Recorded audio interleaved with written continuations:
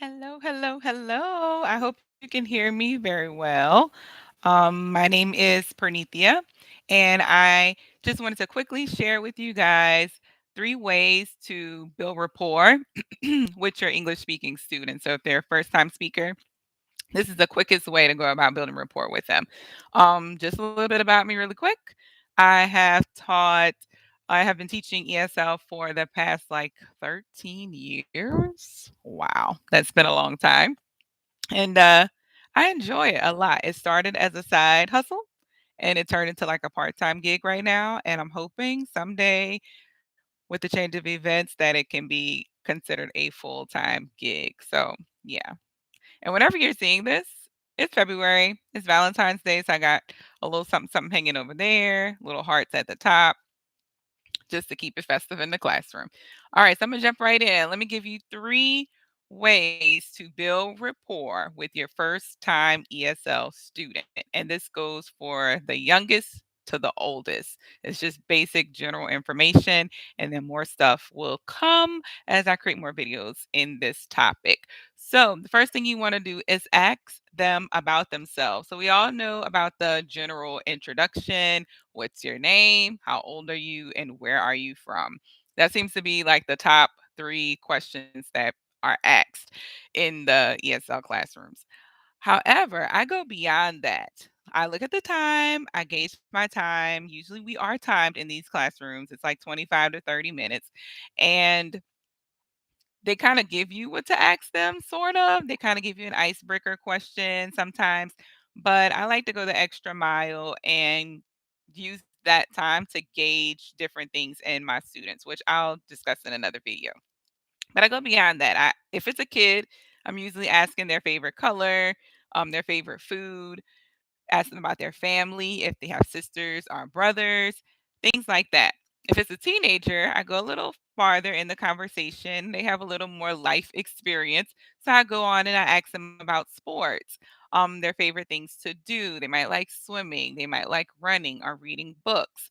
And then if it's like a lesson topic, like if it's not a free talk kind of situation, and it's actually a topic, and the topic maybe is about traveling to different places, then I'll use that as a way to introduce the lesson, but I also use that as a way to build that rapport. So I'm asking the student, what places have they traveled to?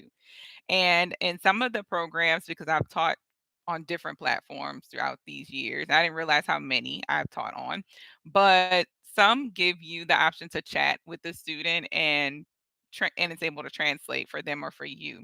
So sometimes I'll type questions that are too lengthy or need to be specific, such as where have you traveled to? That question may not always be comprehended, so I can type it in English. It'll translate over into their native language. They see it, they read it, and then they can try their best to respond to me in English, or they will type back in their native language. I will translate it and then type it back or send back the translation to them so that they can speak in English. So the whole goal in ESL is to practice speaking English, and doing that does help in some ways, in some cases. So back to asking them about themselves and building that rapport. If it's an older student, they're over like 25, they have a career. You can start with those questions. Did you attend a university? What did you major in? What is your career now? Tell me about your family. And you can kind of gauge what they may be more comfortable talking about, the interests that they may have, and even how well, in all 3 cases, even how well their speaking ability and comprehending ability is, excuse me. So that's super, super important. Um, I also asked if they've traveled and maybe they even have like a favorite food or recipe that they enjoy cooking or a favorite hobby that they enjoy doing. And if it's something really brand new, I go even farther. Like this is like a third step. If time permits, I will Google it. I'll look it up on YouTube. I'll share what I found and kind of ask them, is this what you're referring to? And that builds even more rapport. They're like, wow, she's really taking an interest in me and what I like. And she's engaging me and asking me questions about myself. Like, this is awesome. And then they get to speak more. They feel more comfortable speaking, especially knowing that you take an interest in them. So that's number one. Number two, you want to be relatable. I found that the best way to be relatable is to not only find something that both of you kind of agree on, but after you take an interest in something per se that's not familiar to you, say it's a recipe, like you may have never heard of kimchi, even though a lot of us probably have, but say you've never heard of kimchi. You go, oh, wow. Instead of just leaving it at, oh, wow, thank you for telling me about kimchi, Google it. If your platform allows you to share your screen, then you can go Google kimchi and ask your student, hey, is this what you're referring to? This what you're talking about? And like, yeah, yeah, yeah, yeah. Because you don't know what their language ability always is, which, like I said, I'll talk about how to gauge that in a lesson, like when you first meet a kid or a student, but you don't always know. So showing pictures and videos really kind of breaks the ice, in addition to offering that native and natural vocabulary that their goal, I'm sure, is to have and meet. So when they're looking at the picture and you're discussing the picture, they're like, yeah, that's it. You can go a step further and ask them, well, how do you eat yours? Who cooks yours? Who makes your kimchi? If it's an adult, do you fix it? Do you order it? Do you eat it at a restaurant? If it's a child, does mom fix it? Does dad fix it? Do you like it? So, all of those questions kind of go into just bringing more and more and more energy into that lesson. And it shows more and more interest in your student. You give the vibe that you care and that you want to know more about them and you want to ease their their English speaking ability so they're more confident later on as the class continues. And then you learn something new in the process because you can even go and watch like a 2 minute short on how someone cooks kimchi. So boom, there's number two. Number 3. Oh, and I wanna mention in number 2, you can sometimes deviate from your lesson briefly, especially if that student is just not engaged. They're having, like, a rough time with the material. They're having a rough day in general. If they're an adult and they've just worked all day, they may not wanna focus on the lesson that they paid for. They may want to vent or just have a conversation, and the older they are and the better their comprehension and speaking ability, you can ask them, say, what exactly is it that you want to talk about today? Are you feeling okay? Like sometimes you can go that extra step and it'll really make a difference in the classroom.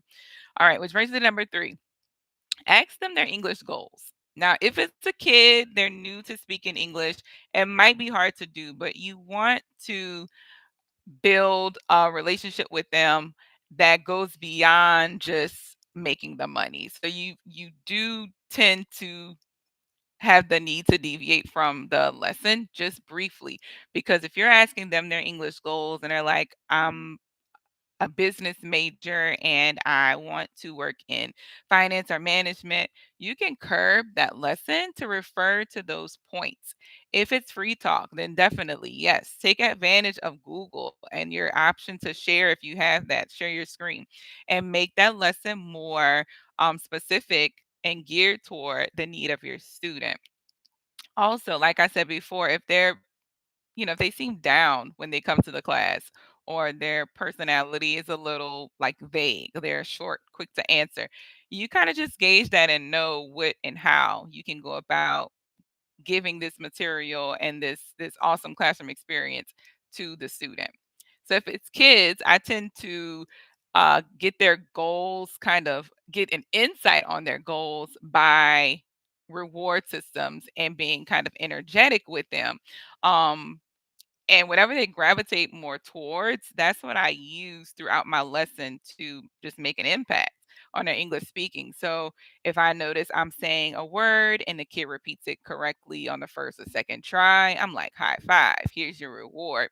They're like, oh, okay. So that means if I continue to do this, I'm going to get this reward. And they follow through. And of course, it comes with the energy and you bring in this big old, to the scene. So that's one thing. If you notice that the student is becoming a bit bored with even just the intro, you can kind of pick this up. You're like, oh, they're having a wild day. They don't want to be here. Like the time for them is probably like 9 o'clock in the afternoon, in the evening.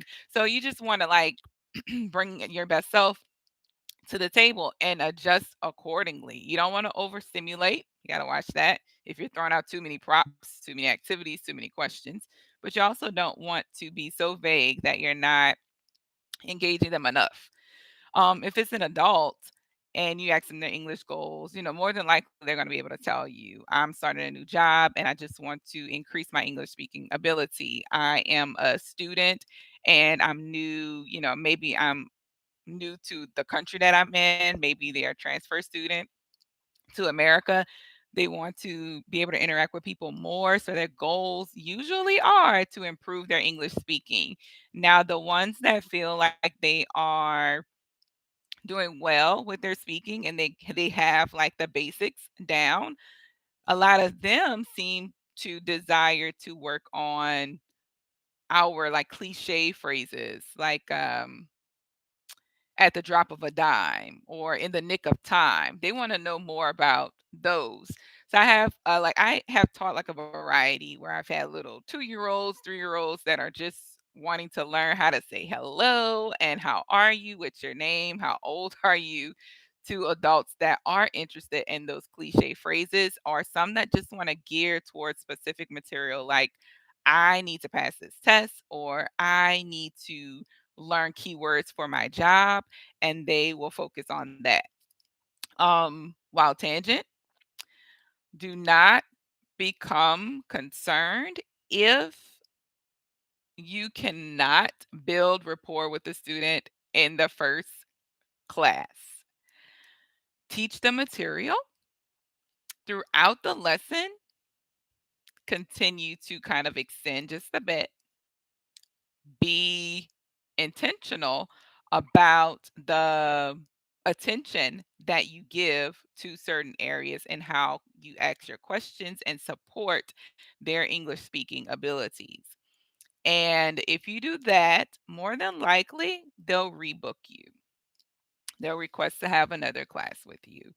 If you continue that, I think the students that are for you, you'll start to see your schedule kind of mold to those students. You'll see which students really are are it enjoy your teaching style. That's what you'll get. So, yeah. That's pretty much it. I mean, in the future, I do plan to do videos specifically on each one. My second video I'm probably going to do on this topic is to help you pick determine how well your student speaks, what their abilities are like within the first like 2 minutes of class. That's the next video I want to do.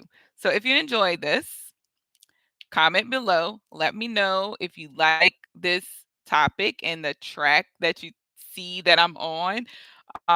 Let me know in the comments. Let me know if you have any questions. And at this point, I am offering coaching. If you're an ESL teacher, you're new to the game, you don't know what to do, you don't know what company to choose, all of that. I do offer coaching. Just email me. The information to email me is in the comment box. Also, if you want to become a teacher on the platform Cambly, which I'm currently on, which gives you like a free talk option, you can talk to adults or children. Um, you can click my link there to become a teacher, and I can coach you along once I see that you have clicked the referral link.